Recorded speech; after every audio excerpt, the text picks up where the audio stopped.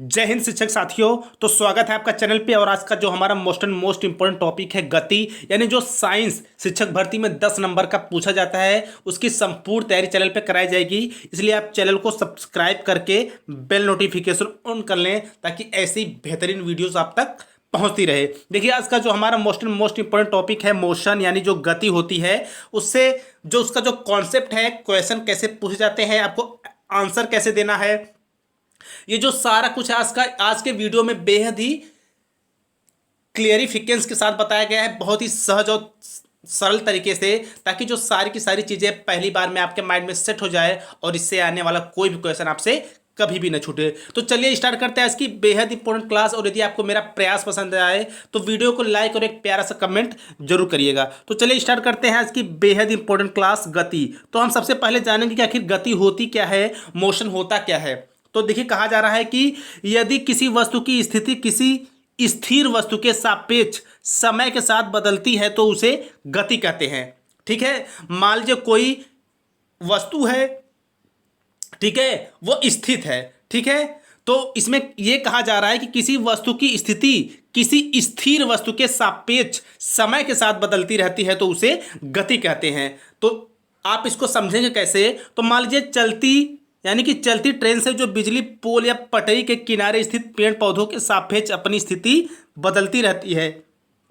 यानी कि गति मोशन को सबसे बढ़िया ढंग से समझने के लिए ये जो उदाहरण आपको मैं समझा रहा हूँ, आप इसको बिल्कुल बेहतर ढंग से समझिएगा। तो देखिए क्या होता है कि जब हम ट्रेन पे बैठे रहते हैं तो क्या होता है कि हम समय के साथ अपनी स्थिति बदलते रहते हैं। चूंकि ट्रेन चलती रहती है तो होता क्या है कि हम अपना जो हमारी पोजीशन है, करंट पोजीशन होती है, वो हम समय के साथ बदलते रहते हैं। ठीक है, तो इसी को कहा गया है कि यदि किसी वस्तु की स्थिति किसी स्थिर वस्तु के सापेक्ष समय के साथ बदलती रहती है तो उसे क्या कहते हैं? उसे गति कहते हैं, मोशन कहते हैं।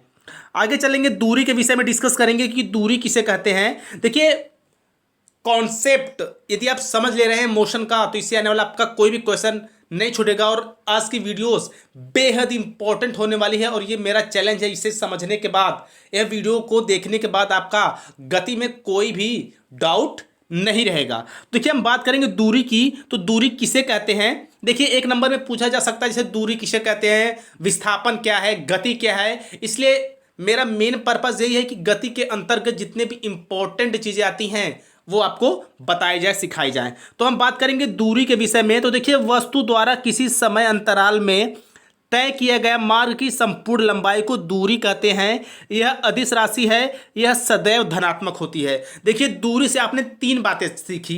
पहली क्या होती है कि वस्तु द्वारा किसी समय अंतराल में तय किया गया मार्ग की संपूर्ण लंबाई को दूरी कहते हैं। मान लीजिए हम ट्रेन से ही कहीं पे जा रहे हैं तो हम जहाँ से बैठेंगे और जहाँ पे हम उतरेंगे तो उसके बीच की जो समय अंतराल होता है तो क्या कहलाता है? वो दूरी कहलाती है। दूरी क्या है? दूरी अदिश राशि है। देखिए एग्जाम में पूछ लिया जाता है कि जो दूरी है वो राशि है, उसमें आपको ऑप्शन दे दिए जाते हैं। तो दूरी क्या है? अदिश राशि है। और यह सदैव क्या होता है? धनात्मक होता है। तो देखिए छोटी सी 3 लाइन की पॉइंट्स में आपको मैंने 3 इंपॉर्टेंट चीजें दूरी के विषय में बताया। तो आगे चलते हैं, विस्थापन के बारे में चर्चा करेंगे। देखिए विस्थापन वस्तु की अंतिम स्थिति तथा प्रारंभिक स्थिति के बीच की न्यूनतम दूरी को विस्थापन कहते हैं। यह सदिश राशि है। देखिए विस्थापन किसे कहते हैं? कहा जा रहा है कि वस्तु की अंतिम स्थिति, ठीक है, मान लीजिए आप बाइक पे बैठने वाले हैं तो आपकी अंतिम स्थिति क्या है, और साथ ही साथ प्रारंभिक स्थिति के बीच की, और आप बैठ गए तो उसकी प्रारंभिक स्थिति क्या है, इसी के बीच की जो सबसे मिनिमम दूरी होती है उसी को क्या कहते हैं? विस्थापन कहते हैं। और जो विस्थापन होता है यह एक सदिश राशि है। और चैनल पर सदिश और अदिश राशि की बेहद ही ट्रिकी वीडियो है, प्लेलिस्ट में है वो वीडियो, आप वहां पे जा सकते हैं। सुपर टेट 2021 के नाम से चैनल पे प्लेलिस्ट बना है।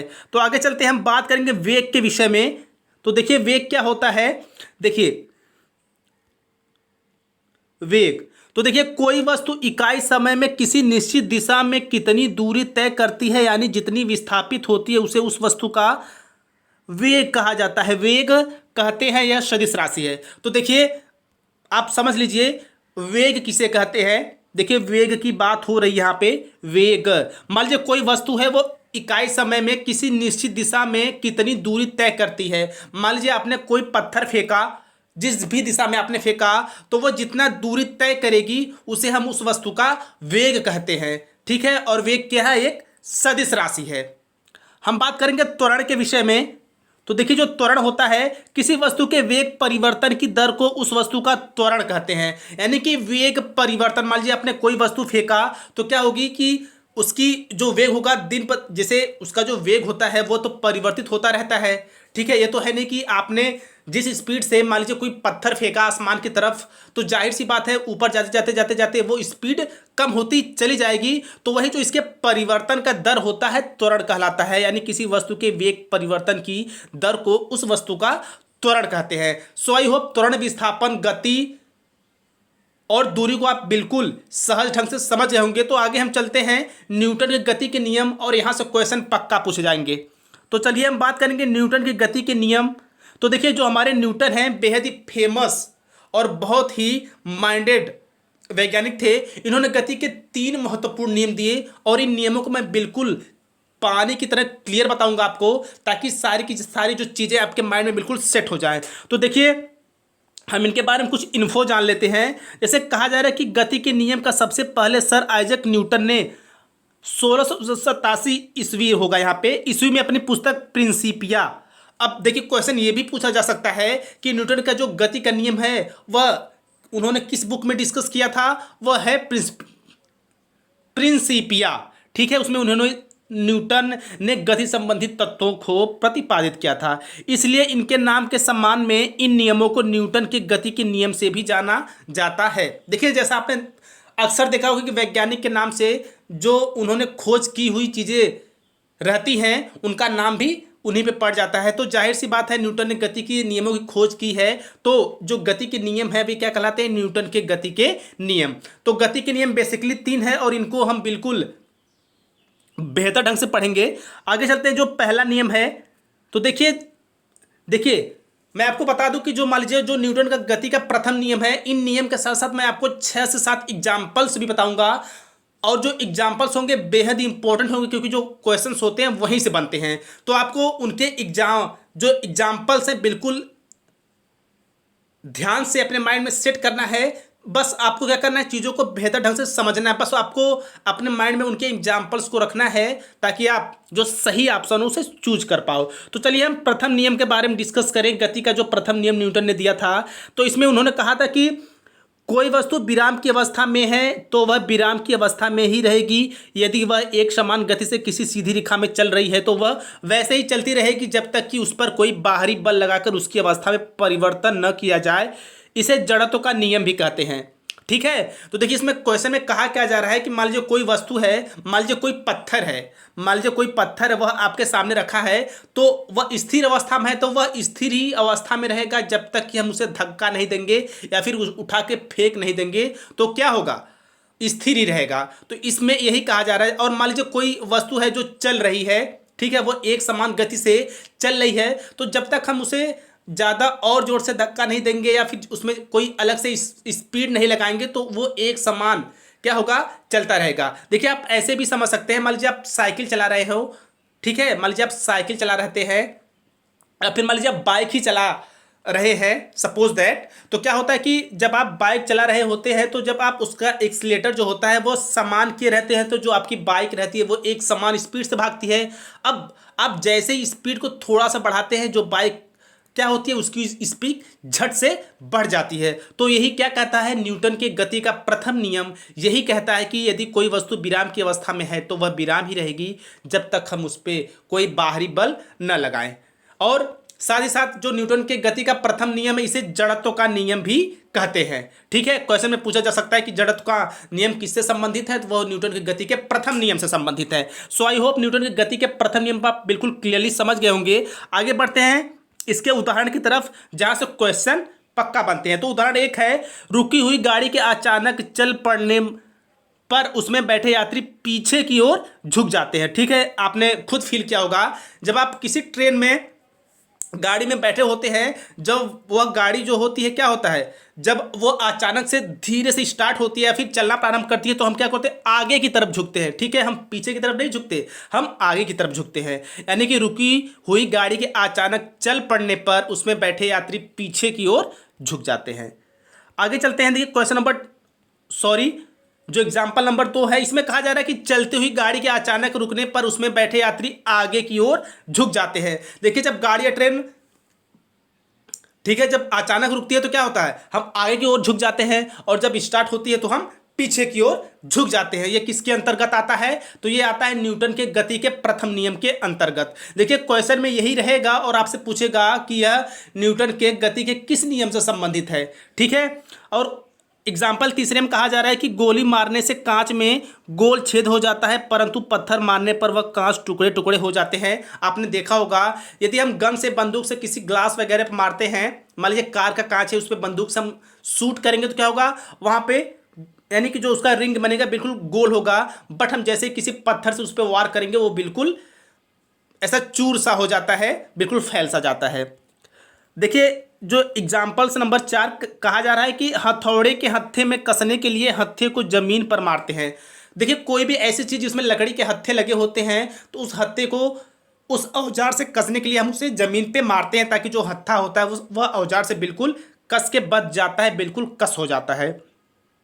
5वीं में कहा गया होगा, जो आप सबने बिल्कुल रुचि के साथ किया होगा, कंबल को हाथ से पकड़कर डंडे से पीटने पर धूल के कण झड़कर गिरने लगते हैं। या घर पे देखा होगा कि बिस्तर वगैरह पे जरा सी हाथ पैर आप मार देते हैं या फिर डंडे से पीटने लगते हैं तो उसमें क्या होते हैं, धूल के कण झड़कर गिरने लगते हैं। तो ये किसके अंतर्गत आता है, न्यूटन की गति के प्रथम नियम के अंतर्गत आता है।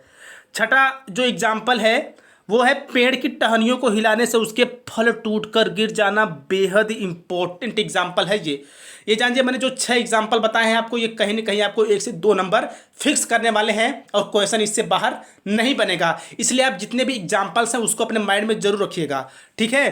तो देखिए पेड़ की टहनियों पे जब हम उसे हिलाते हैं तो उसके फल गिर जाने क्या कारण होता है, या वह किस नियम के अंतर्गत आता है, तो वह नियम के गति के नियम के प्रथम, यानी कि जो न्यूटन है उनके गति के प्रथम नियम के अंतर्गत आते हैं। सो आई होप आप न्यूटन की गति का प्रथम नियम बिल्कुल समझ गए होंगे। सो हम आगे बढ़ते हैं उनके द्वितीय नियम की तरफ। देखिए द्वितीय नियम में क्या कहा जाता है, देखिए जो उनका द्वितीय नियम है, किसी वस्तु पर आरोपित बल उस वस्तु के द्रव्यमान तथा बल की दिशा में उत्पन्न त्वरण होगा। यहाँ पे त्वरण के गुणनफल के बराबर होता है, ठीक है। यानी कि किसी वस्तु पे आरोपित बल, यानी मान लीजिए कोई वस्तु है उस पर हम बल लगाते हैं, ठीक है, वस्तु के द्रव्यमान तथा बल की दिशा में, यानी कि उसके द्रव्यमान और हम जो बल लगाते हैं उसकी दिशा में उत्पन्न त्वरण के गुणनफल के बराबर होते हैं। यानी उसका गुणनफल होगा और उसके जो निष्कर्ष निकलेगा वो उसके बराबर होगा। यह कहना है न्यूटन के गति के दूसरे नियम के अंतर्गत, ठीक है। अभी एग्जाम्पल्स के द्वारा आप बिल्कुल इन चीज़ों को क्लियरली ढंग से समझ जाएंगे। तो चलिए हम एग्जाम्पल्स भी डिस्कस करते हैं न्यूटन की गति के दूसरे नियम पे। देखिए एग्जाम्पल जो पहला है उसमें कहा जा रहा है कि समान वेग से आती हुई क्रिकेट गेंद एवं टेनिस गेंद में से टेनिस गेंद को कैच करना आसान होता है। आपने देखा होगा कि जो टेनिस की गेंद होती है उसे कैच करना आसान होता है, बट जो समान वेग की बात हो रही है यहाँ पे, जो क्रिकेट की गेंद होती है वो क्या होता है, आसान नहीं होता। अब देखिए बी में कहा जा रहा है, क्रिकेट से रिलेटेड जो एग्जाम्पल है इसमें कहा जा रहा है क्रिकेट यानी क्रिकेट खिलाड़ी तेजी से आते हुए गेंद को कैच करते समय अपने हाथों को गेंद की वेग की दिशा में गतिमान कर लेता है ताकि चोट कम लगे।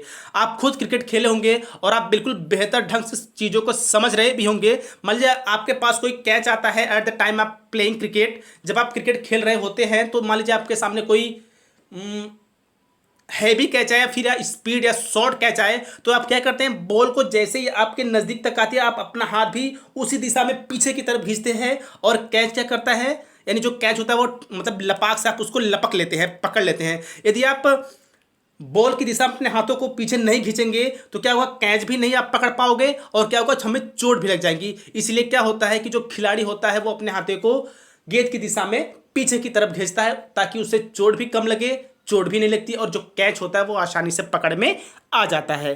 आगे चलते हैं एग्जाम्पल नंबर 3 में। इसमें कहा जा रहा है कि गाड़ियों में स्प्रिंग और शॉक ऑब्जर्वर लगाए जाते हैं ताकि झटके कम लगे। यानी बड़ी गाड़ियों की बात हो रही है, यानी कि 4 व्हीलर में और जो ट्रक वगैरह हो गए, जेसीबी वगैरह हो गई, तो यानी इसमें क्या होता है, इसमें शॉक ऑब्जर्वर लगाया जाता है ताकि उसमें बैठने वाले को, ड्राइवर को या फिर सभी को या फिर पूरे गाड़ी की बात कर ली जाए उसको झटका कम लगे। 4 में कहा जा रहा है गद्दा या मिट्टी के फर्श पर गिरने पर सीमेंट से बने फर्श पर गिरने की तुलना में कम चोट लगना। आप चीज़ों को समझ रहे होंगे। देखिए अभी कहीं पे गद्दा हो या फिर सॉरी मिट्टी रहती है तो क्या होता है, हम मिट्टी या गद्दे पे जब हम गिरते हैं या खुद गिराते हैं तो हमें कम चोट लगती है। बट वहीं हम यदि सीमेंट के बने फर्श पे गिरते हैं तो हमें चोट क्या होती है, ज़्यादा लगती है। तो यह सारी चीज़ें किसके अंतर्गत आती है, तो यह सारी चीज़ें आती है न्यूटन के गति के द्वितीय नियम के अंतर्गत। और आगे बढ़ते हैं, इसमें कहा जा रहा है कराटे खिलाड़ी द्वारा हाथ के प्रहार से ईंटों की पट्टी तोड़ना। यानी कि जो कराटे प्लेयर होते हैं आपने देखा होगा कि वो अपने हाथ से ही ईंटों को तोड़ देते हैं। तो वो किस कारण तोड़ पाते हैं, या फिर ये जो क्रिया किसके अंतर्गत आती है, यह आती है न्यूटन के गति के द्वितीय नियम के अंतर्गत। आगे चलते हैं एग्जाम्पल 6 की तरफ। देखिए ऊंची कूद एवं लंबी कूद के मैदान के लिए मिट्टी खोदकर हल्की कर लेना ताकि खिलाड़ियों को चोट न लगे। आपने देखा होगा कि जब हम खेलते कूदते हैं या फिर लंबी या ऊंची कूद करते हैं तो जमीन को फुलफुला बना दिया जाता है ताकि जंप करने पर हमें चोट न लगे। तो किसके अंतर्गत आता है, ये आता है सेकंड नियम के अंतर्गत न्यूटन के। और जो लास्ट एग्जांपल्स है, अधिक गहराई तक कील को गाड़ने के लिए भारी हथौड़े का प्रयोग किया जाता है। ठीक है, यानी कि जब आपको ज़्यादा अंदर तक कील को गाड़ना होता है, ठीक है, तो क्या होता है, हमें भारी हथौड़े का उपयोग करना होता है। तो देखिए आई होप आप न्यूटन के प्रथम नियम और द्वितीय नियम को समझ गए होंगे। तो हम बात करेंगे तृतीय और लास्ट नियम को। ठीक है, तृतीय नियम में क्या कहा जाता है, देखिए इस नियम के अनुसार प्रत्येक क्रिया के बराबर परंतु विपरीत दिशा में प्रतिक्रिया होती है। अर्थात दो वस्तुओं के पारस्परिक क्रिया में वस्तु जितना बल दूसरी वस्तु पर लगाती है, दूसरी वस्तु भी विपरीत दिशा में उतना ही बल पहली वस्तु पर लगाती है। इसलिए इसे क्रिया प्रतिक्रिया का नियम भी कहते हैं। देखिए सबसे पहले तो आप ये जान जाइए कि जो न्यूटन की गति का तीसरा नियम है वो क्या है, उसको क्रिया प्रतिक्रिया का नियम भी कहते हैं। और जो नियम पहला था उसको जड़त्व का नियम कहते हैं। ठीक है, यदि मान लीजिए वहाँ पे तृतीय नियम नहीं है तो वहाँ पे क्रिया प्रतिक्रिया का नियम होगा। तो देखिए इसको मैं आपको बिल्कुल समझाता हूँ बेहतर ढंग से। जो न्यूटन का तीसरा नियम है उसमें यह कहा गया है, क्या कहा गया है कि प्रत्येक क्रिया के बराबर परंतु विपरीत दिशा में प्रतिक्रिया होती है। मान लीजिए कोई दीवार है और आप दीवार को धक्का मारिए तो जो दीवार रहती है वो भी आपको उतने ही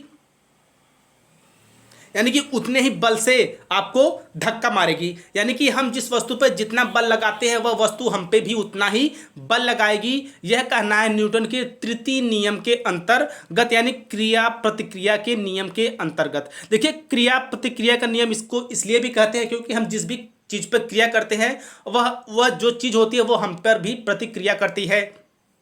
ठीक है, यानी लीजिए मान लीजिए कि हम दीवार को धक्का मारे तो जो दीवार होती है वो भी हमें धक्का मारेगी। हम किसी वस्तु को बहुत ज़्यादा भारी हम उसे उठा रहे हैं तो वह वस्तु भी न उठने के लिए उतना ही बल लगाती है, यानी कि क्रिया करती है प्रतिक्रिया करती है। सो आई होप आप न्यूटन के तृतीय नियम को अच्छे ढंग से समझ गए होंगे। तो इसे एग्जाम्पल्स की तरफ चलते हैं जो आपको स्कोर दिलाएंगे। तो इसके एग्जांपल्स क्या हैं, इसके बंदूक से गोली छोड़ते समय पीछे की ओर झटका लगना। आपने देखा होगा कि जब भी बंदूक चलाई जाती है वो थोड़ा सा पीछे की तरफ झटका देती है। क्यों, क्योंकि मान लीजिए आपने बंदूक चलाया, उसका ट्रिगर दाबा, तो आपने उसका जब हम ट्रिगर यानी उस पर जब बल लगाते हैं तो बंदूक भी क्या करती है, उतना ही बल लगाती है, इसलिए हमें थोड़ा झटका महसूस होता है।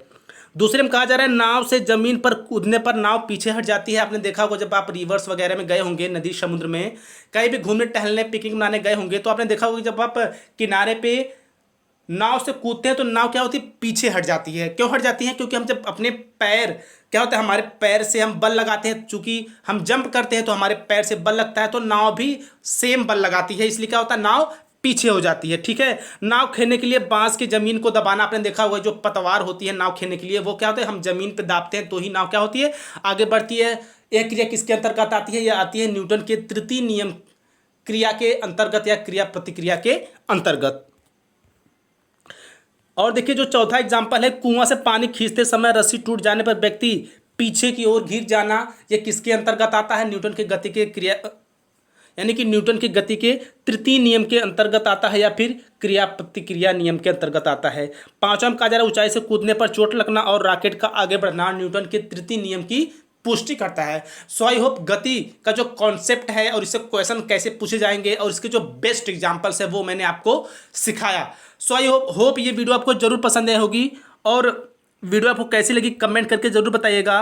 और साथ ही साथ यदि आपको भौतिक राशियां और उनके मात्रक की स्पेशल वीडियो चाहिए तो आप कमेंट करिएगा, और मैं ज़रूर आपके लिए बेहतर से बेहतर वीडियोस बनाऊंगा, चीज़ों को अच्छे ढंग से आपको सिखाऊंगा ताकि आपकी एक सीट सुनिश्चित हो सके। सो इसी तरह स्वस्थ व्यस्त और मस्त रहिए और जिद रखिए कि सिलेक्शन लेना है और एक अपने लिए सीट सुनिश्चित करनी है। सो मिलते हैं नेक्स्ट पार्ट में। इसी तरह स्वस्थ व्यस्त और मस्त रहिए। जय हिंद, जय भारत।